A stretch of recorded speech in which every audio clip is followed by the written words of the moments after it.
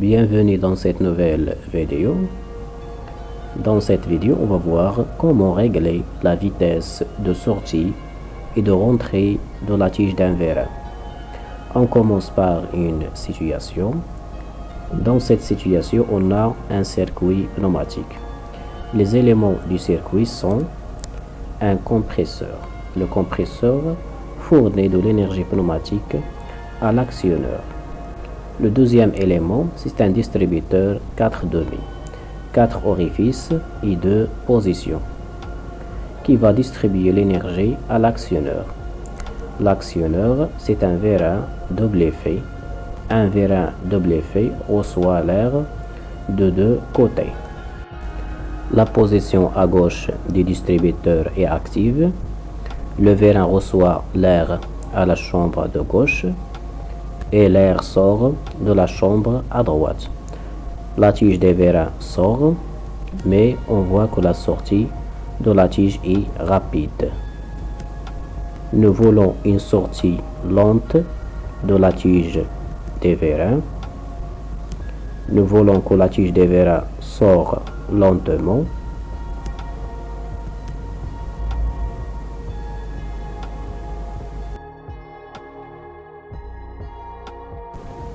La vitesse de sortie de la tige des vérins V égale Q divisé par S. Q, c'est le débit de l'air et S, c'est la section du piston. S, elle est constante, on ne peut pas la modifier. Donc, pour modifier la vitesse de sortie du vérin, on va modifier le débit. L'élément qui permet de modifier le débit, on va le mettre entre le distributeur et le vérin. Voilà son symbole. On l'appelle un régulateur de débit. Il permet de modifier le débit. Autre nomination de cet élément, un étrangleur. On va expliquer le principe de fonctionnement de cet élément. Le fonctionnement de l'étrangleur ou de régulateur de débit. À droite, on a un régulateur de débit réel et à gauche, on a un dessin de cet élément. Les constituants de l'étrangleur. Premièrement, le corps de l'étrangleur.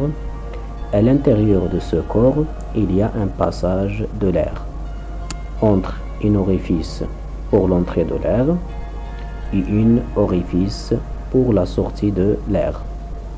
Le réglage du débit de l'air de sortie est assuré par une vis de réglage.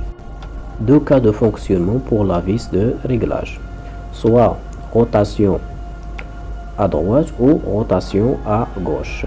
Lorsqu'on va faire tourner la vis de réglage à droite, la vis de réglage va descendre et en descendant, l'épaisseur de l'orifice diminue.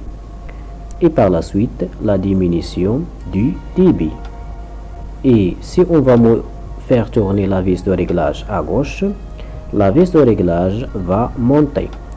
Et en montant, l'épaisseur de l'orifice va augmenter. Et par la suite, l'augmentation du débit. On a vu que l'étrangleur va modifier le passage de l'air dans ce sens-là. Donc, la modification de la vitesse de sortie de la tige des vérins. Mais dans le cas de la rentrée de la tige, l'air passe dans le sens inverse. Il va le modifier aussi. Comme ça, il va modifier la vitesse de rentrée et de sortie. Si nous voulons juste la modification de la vitesse de sortie, on va mettre en parallèle avec l'étrangleur un élément appelé clapet anti-retour. Elle permet le passage de l'air dans un seul sens.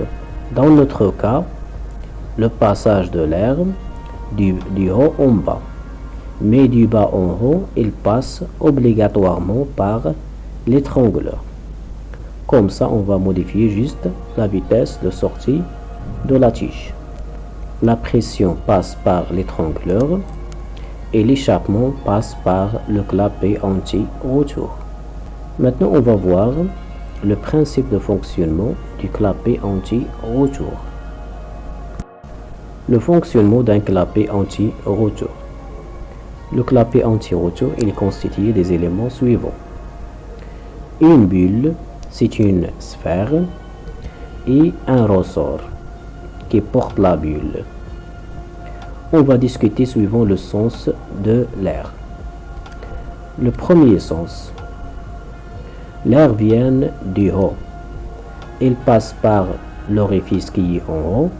Il va pousser la bulle va descendre. Après, il va continuer son chemin. Donc, le passage de l'air dans ce sens, il est autorisé. Dans le deuxième sens, ça veut dire du haut, du bas en haut. L'air vient du bas, il va passer par l'orifice, la bulle va flotter, il va monter un peu et en montant, il va fermer l'orifice qui est en haut. Donc l'air ne peut pas passer dans ce sens-là. Ce sens, il est interdit. Un exercice d'application. Ici, on a un compresseur hydraulique entraîné par un moteur M. Il fournit de l'énergie hydraulique au point 1 et à gauche, on a un régulateur de pression R. Après, on a un distributeur. C'est un distributeur 3,5. Pour la commande, à gauche, on a un bouton poussoir S et à droite, on a un ressort, une commande mécanique. Après, on a un régulateur de débit C au étrangleur en parallèle avec un clapet anti-retour B. Et finalement, on a un vérin. On appuie sur le bouton S. Si on va appuyer sur le bouton S, c'est la position qui est active, c'est la position à gauche. La question indique sur le schéma le sens du fluide. Donc, il passe du compresseur et du compresseur au distributeur. La position qui est active, c'est la position à gauche. Il passe par cet orifice. Après, il sort du distributeur et il passe ici. Donc, on a ici deux cas. Soit il passe par l'étrangleur ou il passe par le clapet anti-retour. Pour le clapet anti-retour, le passage de l'air du gauche à droite, il est autorisé. Donc, il passe par le clapet anti-retour B. Après, vers le vérin, et le vérin va monter, va sortir. Après, on lâche le bouton S. Si on va lâcher le bouton S, la position qui est active, c'est la position à droite. Question indiquée sur le schéma le sens du fluide. Dans ce cas, on a le retour du fluide. Donc, le retour du fluide qui existe sur la chambre des vérins, il va sortir. Soit il va passer par le clapet anti-retour ou bien par l'étrangleur. Le sens de droite à gauche, il est interdit sur le clapet anti-retour. Donc, il passe obligatoirement par l'étrangleur. Et de l'étrangleur vers le distributeur, la position qui est active, c'est la position à droite. Donc, il passe par cette voie et finalement vers le réservoir du compresseur. La pression passe par le clapet anti-retour et l'échappement passe par l'étrangleur. Donc l'étrangleur va modifier le débit et par la suite modifier la vitesse. Il va la diminuer. Donc la vitesse de sortie de la tige est plus grande que la vitesse de rentrée.